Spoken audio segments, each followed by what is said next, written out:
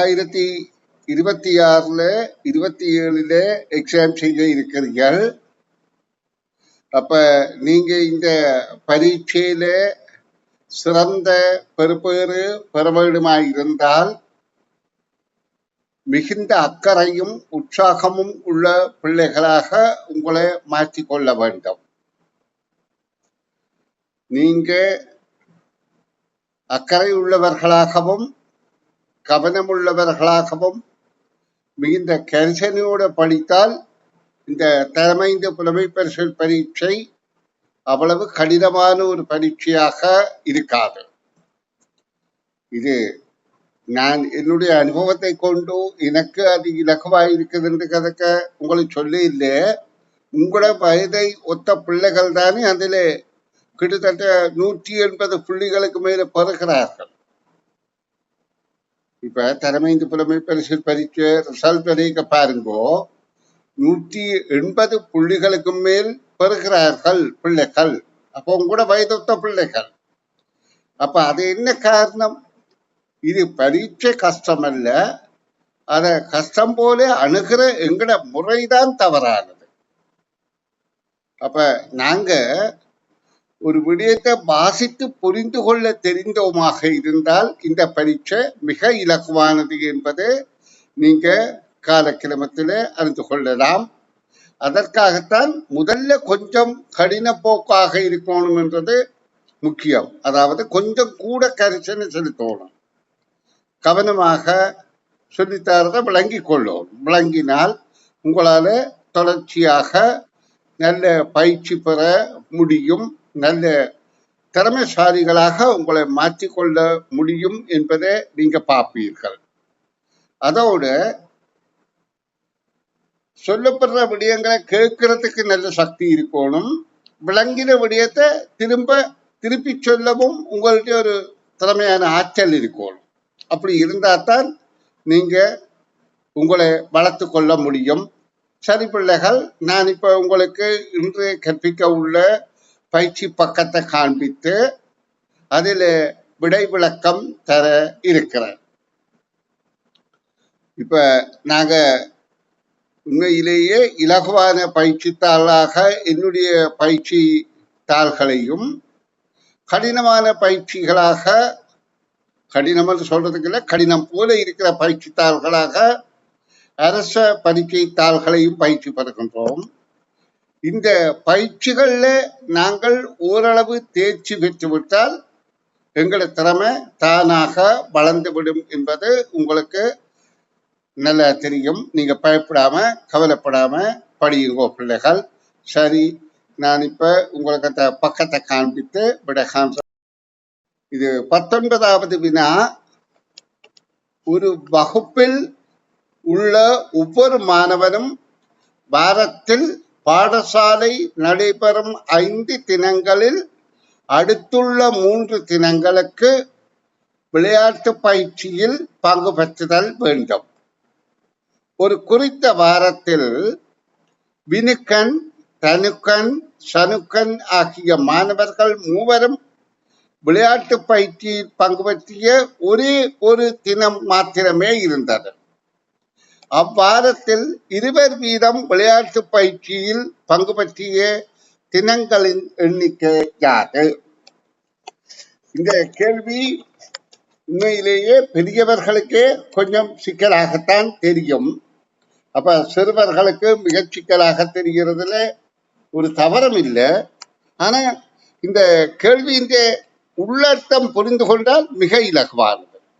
பாருங்கோ, ஒரு வகுப்பில உள்ள ஒவ்வொரு மாணவனும், வகுப்பில் எத்தனை பேர் இருக்கணும் எங்களுக்கு தெரியாது, வாரத்தில் பாடசாலை நடைபெறும் 5 தினங்களில் என்ற ஒண்ணு எங்களுக்கு தெரியுது. ஒரு வாரத்துல பாடசாலை நடக்கிற தினம் திங்கள், செவ்வாய், புதன், வியாழன், வெள்ளி. அப்ப வாரத்தில் பாடசாலை நடக்கிற 5 தினங்களில் 5 தினங்கள், திங்கள்ல இருந்து வெள்ளி வரையில, சனி ஞாயிறு பாடசாலை நடைபெறாது. அடுத்துள்ள 3 தினங்களுக்கு, அடுத்துள்ள 3 தினம் என்ற தொடர்ச்சியாக 3 தினத்துக்கு. அப்ப இதுல 3 தினங்களாக இருக்கிறது 3 முறையில் நாங்கள் தெரிவு செய்யலாம். ஒன்று திங்கள் செவ்வாய் புதன் என்றது 3 நாளாக இருக்கலாம், அல்லது செவ்வாய் புதன் வியாழன் என்ற 3 நாளாக இருக்கலாம், அல்லது புதன் வியாழன் வெள்ளி என்ற 3 நாட்களாக இருக்கலாம். இப்படித்தான் அடுத்துள்ள 3 தினங்கள் வரும். அதாவது எப்படி பார்த்தாலும் அடுத்துள்ள 3 தினம் என்றால் இந்த திங்கள் செவ்வாய் புதன் அல்லது செவ்வாய் புதன் வியாழன் அல்லது புதன் வியாழன் வெள்ளி அடுத்தடுத்து வரணும்.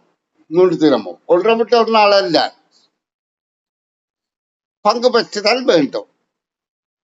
ஒரு குறித்த வாரத்தில் வினுக்கன், தனுக்கன், சனுக்கன் இது 3 பேர்ல பெயர்கள் வித்தியாசமான பெயர்களாக இருக்கின்றது. மூவரும் விளையாட்டு பயிற்சியில் பங்கு பற்றிய ஒரே ஒரு தினம் மாத்திரமே இருந்தது. இப்ப இதுல 3 பேரும் பங்கு பற்றின ஒரே ஒரு தினம் இந்த புதன்கிழமை தான் மாத்திரமே இருந்தது. அப்ப இங்க கேட்கப்படுது, எனின் அவ்வாரத்தில் அவர்களில் 20 வீதம் பங்கு பற்றின தினங்கள் எத்தனை என்று. எப்படி பார்த்தாலும் 20 வீதம் பங்கு பெற்றது இந்த ஒரு தினமும் இந்த ஒரு தினமுமாக இருக்கும். இந்த நாட்கள்ல ஆக ஒரு தான், திங்கட்கிழமை ஒரு ஆள் தான், வெள்ளிக்கிழமை ஒரு ஆள் தான் விளையாட்டு பயிற்சியில ஈடுபட்டிருக்கணும். இப்ப நாங்கள் தொடர்ச்சியா 3 நாள் என்றால் இப்படித்தான் இருக்கணும், வேற வழி இல்லை. அப்ப இதுல தொடர்ச்சியாக 2 நாட்கள் விளையாட்டுல பங்கு பற்றின எத்தனை பேர் என்றால் 2 பேர், இந்த ஒரு நாள்ல தான் 3 பேர். அப்ப கேள்விக்கான விடை 2 என்பது ஆகும். இது முந்தைய அரச பரீட்சையில கேள்வியாக வந்தது. ஒரு மாணவன் பாடசாலைக்கு 5 தினங்கள்ல பாடசாலை நடக்கிற திங்கள் செவ்வாய் புதன் வியாழன் வெள்ளி ஆகிய 5 தினங்கள்ல தொடர்ச்சியாக 3 நாளைக்கு பாடசாலைக்கு வர முடியாம இருந்தது.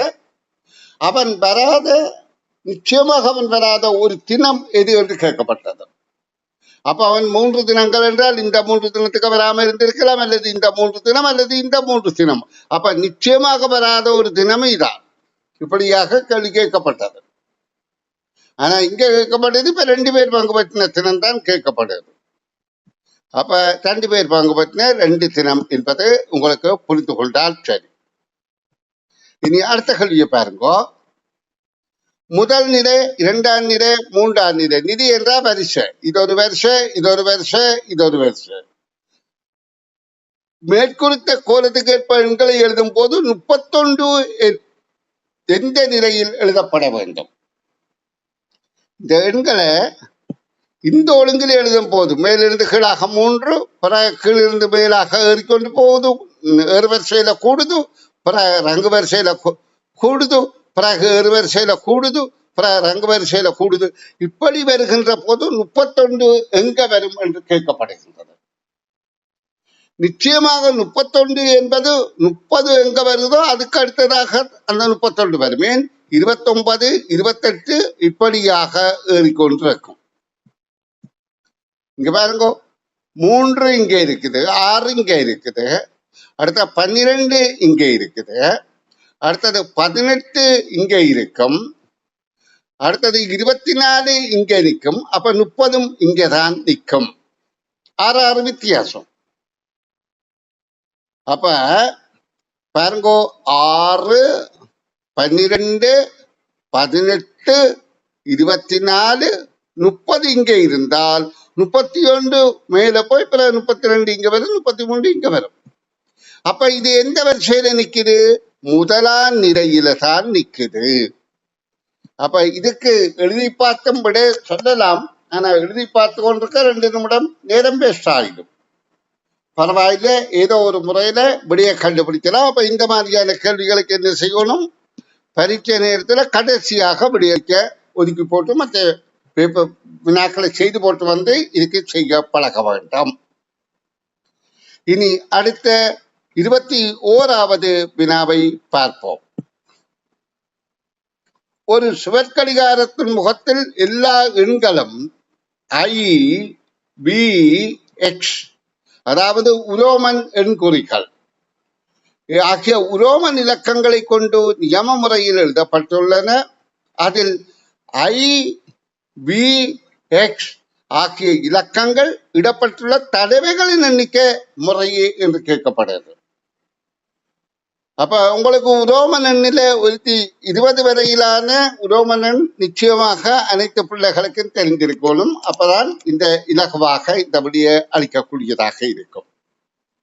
இப்ப இதுல ஐயன்றது 1 ஒருக்கா ஐவரும் கடிகார முகத்துல, 2 2 ஐவரும், 3 3 ஐவரும், 4 ஐவரும் BIV, அது 4 5 இப்படி வரும், 6 ஒருக்கா வரும், 7 2 தரம் வரும், 8 3 தரம் வரும், 9 வராது. சாரி, 8 9 வரும், 9 IX, 10 வராது, 11 வரும், 12 2 தரம் வரும். அப்ப இந்த கடிகார முகத்தை நாங்கள் இப்படி வட்டமாக சித்தரிப்போமாயிருந்தால் ஐயத்தின் தர வருகிறது எண்ணி பார்த்தால் 1 ஒருக்கா, 2 2 என்றால் அப்ப 3, பிறகு 3 6, 3 தரம் கூட்டின 6, 6 பிறகு 4 7, பிறகு 6 8, பிறகு 8 2 கூட்டினா 10, 10 3 கூட்டினா 13, 14 15, 11 12 2 மொத்தம் 17 வரும். அப்ப முதல் அகில 14 என்ற விடை தவறை, இதுகும் சரி இதுகும் சரி. இனி பிஏ எண்ணுகின்ற போது பி 4 ஒருக்கா வரும், 5 ஒருக்கா வரும், 6 வரும், 7 வரும், 8 வரும். அப்ப எத்தனை தடவை வந்திருக்கு? 5 தடவைகள். அப்ப இது தவறு. அப்ப இந்த விலையும் தவறு. அப்ப இதுதான் சரி. இனி எக்ஸ் எங்க வருகின்றது? 9 இருந்து 9, அதாவது எக்ஸ் வருகின்ற எண்ணிக்கைகள் IBX. எக்ஸ் ஆறது முதல் 9 ஒருக்கா வரும், 10 ஒருக்கா வரும், 11 ஒருக்கா வரும், 12 ஒருக்கா வரும். அப்ப 4 தடவை என்பது சரி. அப்ப 3வது விடைதான் பொருத்தமானதாக இருக்கின்றது. இனி அடுத்த வினாவுக்கு விடவிலக்கந்தாரன் மிக கவனமாக கேட்டு விளங்கிக் கொள்ளுங்கோ. மாணவர்களுக்கு திரும்ப திரும்ப சொல்றேன், இந்த கேள்விகள் கஷ்டம் இல்லை, கொஞ்சம் இலகுபட விளங்கி கொண்டால் ஈஸி, இலகுவானது. இப்ப பாருங்கோ, இதுல 6 வகையான உணவு பெட்டிகள் இருக்கின்றது.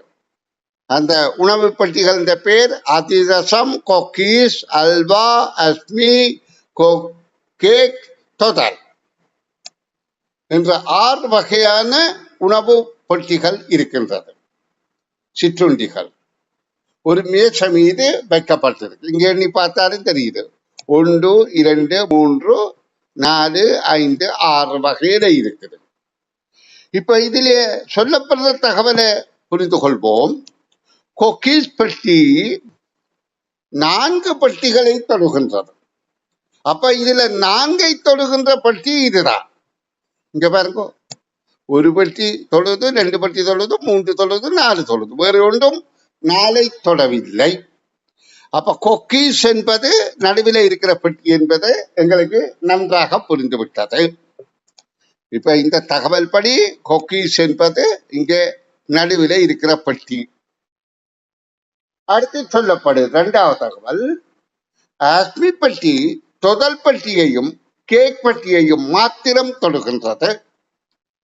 அப்ப அஸ்மி என்கின்ற ஒரு உணவுப் பொருள் தொதலையும் கேக் பெட்டியையும் தான் தொடுகின்றது, கொக்கீஸ் அல்ல. அப்ப இந்த 2வதோ 3வதோ அஸ்மியா இருக்க முடியாது, 1 4 ஆஸ்மிய இருக்க முடியாது. ஏன் அப்படி என்றால் அது ஒரு பக்கம் தொதலை தொடவில்லா வேணும். ஆஸ்மி பெட்டி தொதலையும் கேக் பெட்டியும் தான் 2 பக்கம் தொழுதும். அப்ப ஆஸ்மி பெட்டி என்றது இதாகத்தான் இருக்கும். ஆஸ்மி பெட்டி இதாக இருந்தா இது ஒன்றில் தொதல், இது ஒன்று கேக்காக இருக்கலாம். அப்ப ஆகவே மேலே உள்ள பெட்டியில் இருப்பது ஆஸ்மி என்பதுதான். சரி பிள்ளைகள், அடுத்த வினாவுக்கு விடை காணும் விளக்கம் தருகிறேன், கவனிங்கோ. இது தகவல்களை ஒழுங்கமைக்கும் ஆற்றல். தகவலை ஒழுங்கமைக்கிறது என்றால் எது முதல் வரும், எது இரண்டாவதாக வரும் என்று அந்த வாக்கியங்களை, தகவல்களை, நிகழ்வுகளை, சொல்லப்படுகின்ற விடயங்களை ஒழுங்கமைக்கிறது. பின்வருவன குறித்த ஒரு சம்பவத்தின் 5 நிகழ்வுகளாகும்.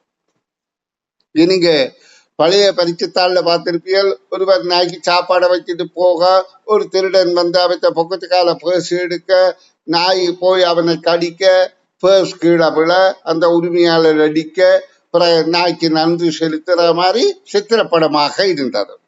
அதே மாதிரி இங்க வாக்கியமாக இருக்க, கீழே உள்ளது 24வது சித்திரப்படமாக இருக்குது.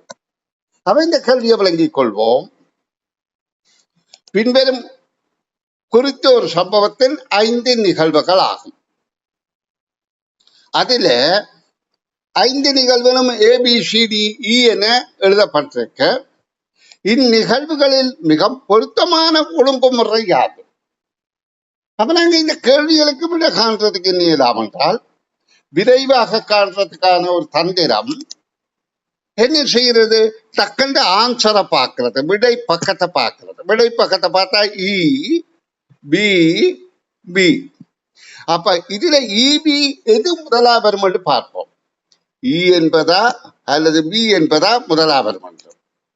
முதல் ஈய பார்த்தா, பந்து பிறண்டு போய் வீதியில் படுத்திருந்த நாயின் உடம்பில் பட்டது. பந்து உருண்டு போய், உருண்டு போய் படுத்திருந்த நாயின் உடலில் பட்டது. அது வரலாமா? அல்ல ஒரு பந்துக்கு பின்னால் சிறுவன் ஒருவன் விரைவாக ஓடிக்கொண்டு வந்தான் என்றது வரலாமா என்றால், சிறுவன் ஓடிக்கொண்டு, பந்துக்கு பின்னால சிறுவன் ஓடிக்கொண்டு வரத்தான் பந்து ஓடி வந்து நாய்க்கு மேல பட்டிருக்கும். அப்ப இந்த தகவல் பிழை என்றபடியே நாங்க இனி இந்த விடையை அவதானிக்க தேவையில்லை. அடுத்தது பார்த்தால், இரண்டிலேயும் விடையிலே BE 3 வாக்கியங்களும் 2 விடையிலேயும் இருக்குது. அப்ப இது ஒரு மாற்றம் இருக்காது. அப்ப நாங்கள் இந்த செய்யலாம். இப்ப இந்த BEA 3ஐயும் பார்ப்போம். B, ஒரு பந்துக்கு பின்னால் சிறுவன் ஒருவன் விரைவாக ஓடிக்கொண்டு வந்தான். பந்து பிறண்டு போய் வீதியில் படுத்திருந்த நாயின் உடம்பில் பட்டது. நாய் வீதியில் அங்குமிங்கும் ஓடியது. அப்ப இப்ப எங்களை விளங்குது விடயம். ஒரு பந்து சிறுவனை யாரும் அடிச்சிருக்கணும். அடிச்ச வந்த துரத்தி கொண்டு பந்தை எடுப்பதற்காக சிறுவன் ஓடி வாரான். அந்த பந்து போய் அங்க படுத்திருந்த நாயிலே படுது.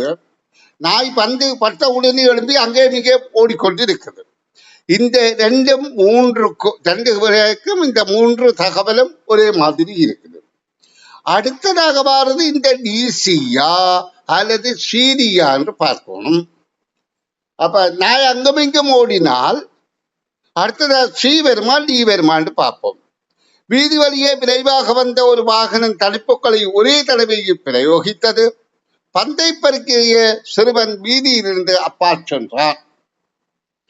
அப்ப இந்த நேரம் நாய் குறுக்கையும் அங்கேயும் இங்கேயும் ஓட, தெருவில் வந்த ஒரு வாகன சாரதி என்ன செய்கிறார், நாயை அடித்து போடக்கூடாது என்று அல்லது சிறுவனை அடித்து போடக்கூடாது என்று உடனடியாக வாகனத்தை பிரேக் பிடிக்கிறார்.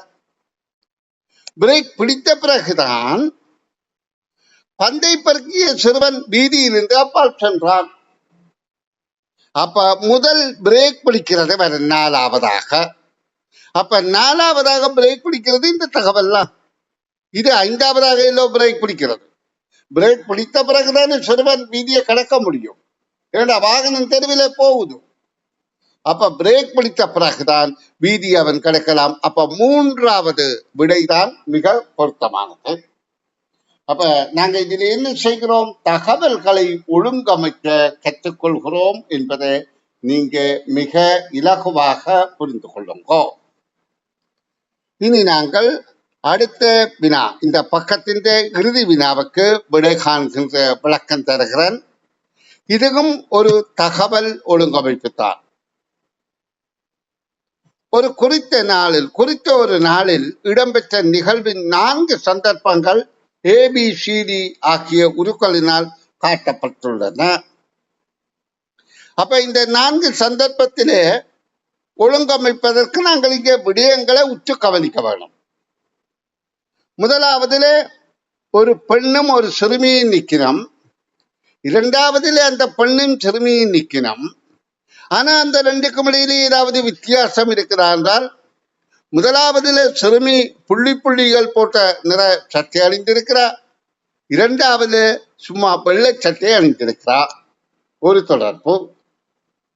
அடுத்ததுல இந்த படங்கள்ல என்ன இந்த புள்ளி புள்ளி துணியை இந்த பொம்பளை தைக்கிறா. அடுத்ததுல அந்த சிறுமிய வந்த வெள்ளை துணியோடு வந்த சிறுமிய அளவெடுக்கப்படுகின்றது டேப்பால. ஆனா அதுக்குள்ள நேரமும் காட்டுகின்றது. இங்க 9 மணியாக இருக்கிறது, இங்க 9:10 இருக்கின்றது. அப்ப இந்த விடயங்களை வைத்துத்தான் நாங்கள் தகவலை ஒழுங்கமைக்க வேண்டும். இப்ப எங்களுக்கு தெரியுது, இது முதலாவது வந்தா இதுதான் இரண்டாவது வரும். ஏன் இதுக்கு பிறகுதான் இது. ஆனால் இப்ப இது முதலாவது வந்தால் இது அதுக்கு பிறகுதான் வரும். ஆனா இது எதுக்கு பிறகு வரும்? இதுக்கு பிறகு இது வந்துதான் இது வரணும். அப்ப நாங்க இந்த தகவலை ஒழுங்கமைக்கிறதுக்கு விடயங்களை புரிந்து கொள்வோம். இந்த பெண் துணியை காட்டுகிறாள், சிறுமி வெள்ளை சட்டியோட நிற்கிறாள். அப்ப எங்களுக்கு தெரியுது 9 மணி போல ஒரு டெய்லர் கடைக்கு ஒரு சிறுமி வந்து சட்டை தைப்பதற்கு துணி பார்க்கிறாள். இந்த துணியை அவள் விரும்புகிறாள். அதை இழுத்து இவ காட்டுறா, அவள் ஓகே என்று சொல்றாள், விரும்புகிறாள். விரும்பின பிறகு 9:10 மணி போல 10 நிமிடம் போல 9 மணி 10 நிமிடத்துக்கு அந்த பெண் அந்த சிறுமிய உயரமாக ஸ்டூல்ல ஏற்றி போட்டு அளவெடுக்கிறார். அப்ப இது முதலாவது என்றால் இது இரண்டாவதாக இருக்கும். அளவெடுத்த பிறகு அந்த பெண் என்ன செய்கிறா? அந்த துணியை தைக்கிறா. தைத்த பின்புதான் அப்ப மூன்றாவது இது. தைத்த பின்புதான் சிறுமி அதை அணிந்திருக்கிறாள். அப்ப நான்காவது இது. அப்ப எங்களுக்கு தெரியுது இந்த ஒழுங்கமைப்பு எப்படி? B D C A. B D C A என்ற இரண்டாவது விடைதான் பொருத்தமாக இருக்கின்றது. இது சித்திரப்படங்களாக தகவல்களை ஒழுங்கமைக்கும் ஆற்றல்.